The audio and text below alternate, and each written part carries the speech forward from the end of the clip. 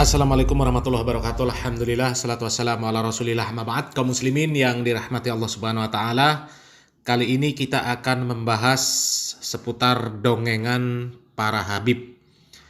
Para habib yang diklaim sebagai waliullah yang memiliki segudang karomah.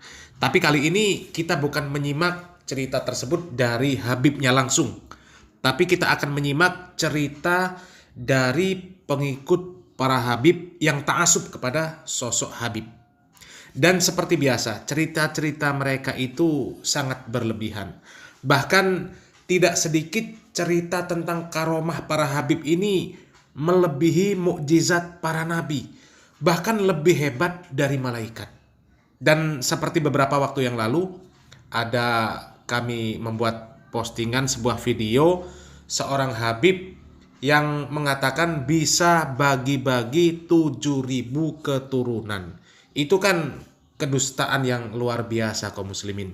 Akan tetapi sangat-sangat membagongkan.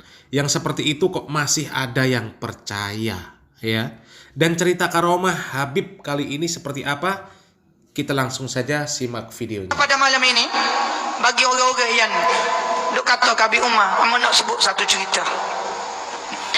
Cerita ini disebut oleh para ulama di Kota Tarim. Siapa ulama itu? Namanya Syekh Muhammad Hariri dari Kota Eden.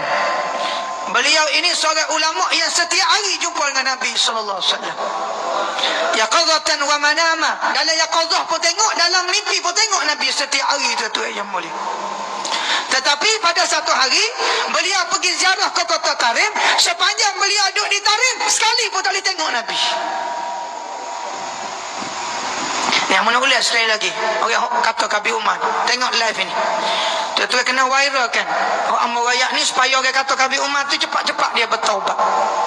Cepat-cepat beliau istighfar, menangis pada Allah Ta'ala. Siapakah orang mulia ini tuan-tuan? Bukan main-main. Syekh Muhammad Hariri ini setiap hari dia jumpa Nabi tuan-tuan. Tengok yaqadatan wa manama, dalam mimpi dia ada jaga. Tiap-tiap hari, bukan sekali dua dah. Cerita seperti ini tidak ada sanadnya kaum muslimin. Tidak ada rawinya yang sahih yang bisa dipertanggungjawabkan dan juga mempertanggungjawabkan kesahihan cerita ini. Tapi justru yang suka menyebarkan cerita-cerita seperti ini adalah mereka yang gemar mengklaim, yang katanya ilmu mereka ini, ilmu guru-guru mereka ini bersanad sampai kepada Nabi Muhammad SAW. Tapi ujung-ujungnya sanadnya itu mimpi, ya. Hebat sekali Syekh Hariri ini. Setiap hari bisa ketemu Nabi dalam keadaan mimpi maupun dalam keadaan terjaga, dalam keadaan sadar. Kan luar biasa ini bohongnya. Kalau yang seperti ini benar, maka agama Islam ini akan selalu aman sentosa. Negeri Yaman itu bisa aman sentosa. Setiap ada masalah bisa langsung laporan kepada Nabi Muhammad SAW. Kemudian minta solusi. Alangkah berkahnya hidup Syekh Hariri itu kalau bisa bertemu dengan Nabi setiap hari dalam keadaan sadar. Tapi ya, itu semuanya hanyalah kedustaan, hanyalah kebohongan. Dan memang para habib itu kebanyakan hobi mengarang-arang cerita dusta, ya. Hobi mengarang-arang cerita dusta yang mengatasnamakan Nabi Muhammad SAW, mengatasnamakan agama. Dan apa tujuan akhir dari cerita dusta ini? Kita lanjutkan lagi untuk menyimak videonya. Tetapi pada satu hari beliau ziarah ke Tarim. Sepanjang beliau duduk di Tarim, sekali pun tak tengok Nabi. Duduk lain boleh tengok. Pelik kata. Allahumma salli ala Muhammad wa ala ali Muhammad. Setelah dia duduk 4-5 hari di Tarim, tak jumpa Nabi walaupun sekali, beliau lalu balik semula ke Kota Eden. Waktu sampai di Eden, boleh jumpa Nabi SAW.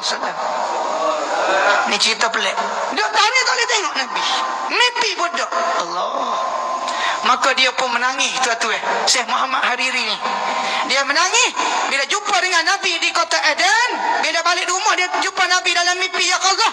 Lalu beliau menanya kepada baginda Nabi sallallahu alaihi wasallam. Ni dengar molek ni orang tengok Facebook. Hodok kata ke Habib Umar. Lalu dia tanya Nabi, dia kata, ya Rasulullah, aku paling sedih dalam hidup aku ini. Tidak pernah aku sedih seperti pada hari ini. Lalu Nabi kata, bapamu sedihnya? Saya sedih ya Rasul kerana saya tak boleh tengok kamu waktu berada di kota Tarim. Tapi aku gelai boleh tengokmu sebagaimana hari ini, boleh jumpa denganmu. Lalu dijawab oleh baginda Nabi sallallahu alaihi wasallam.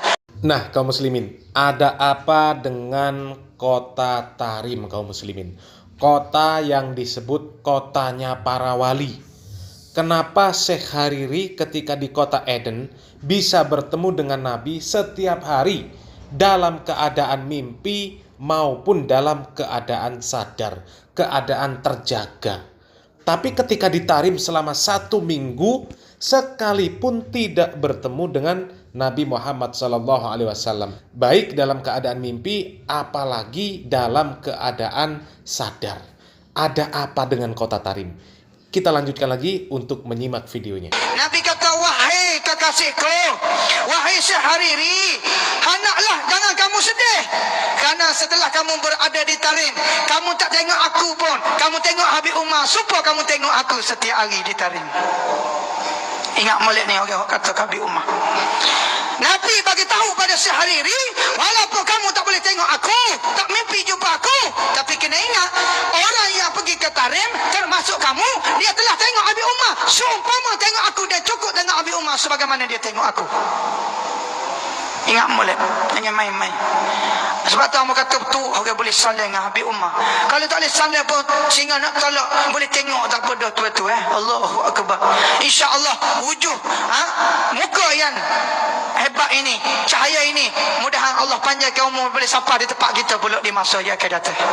Itu yang boleh pakat tengok. Sebab itulah Habib Ali Jufri berkata, siapa dia nak tengok akhlak Nabi, tengoklah akhlaknya Habib Umar bin Hafiz. Berkata Habib Umar, siapa dia nak tengok muka Nabi, tengoklah Habib Ali Jufri, kerana muka Nabi itu mirip sama dengan muka Habib Ali Jufri. Ujung-ujungnya cerita itu dibuat untuk mengangkat harkat dan martabat para habib. Ujung-ujungnya tetap ke sana, kaum muslimin. Cobalah sekali-kali kalaupun bohong, muaranya itu dibuat supaya umat ini baik. Semacam cerita-cerita Israiliyat. Kan ada cerita-cerita Israiliyat itu yang memberikan motivasi supaya umat ini menjadi banyak-banyak bertaubat. Kemudian banyak-banyak mengerjakan amalan soleh, meninggalkan maksiat. Cerita Israiliyat itu ada yang boleh diambil karena maknanya sesuai dengan Al-Quran dan juga Sunnah. Dan juga ada yang ditolak karena bertentangan dengan Al-Quran dan Sunnah. Tapi cerita para habib ini 99,9% kebanyakan dusta. Muaranya juga bukan untuk mengajak kepada ketaatan, kepada menghidupkan dan mengamalkan Al-Quran dan Sunnah. Muaranya kebanyakan untuk mengagungkan nasab, untuk mengangkat harkat dan martabat para habib. Masa iya, kalau mau melihat Nabi, cukup melihat Habib Umar, Habib Ali Al-Jufri. Ini sangat lebay namanya, sangat berlebihan. Apalagi jejak rekam mereka ini mengajarkan ajaran-ajaran sufi dan juga syiah. Bisa Anda cek video-video Habib Umar, Habib Ali Al-Jufri, di mana mereka ini adalah para pengagung kuburan, layaknya orang-orang sufi dan juga orang-orang syiah.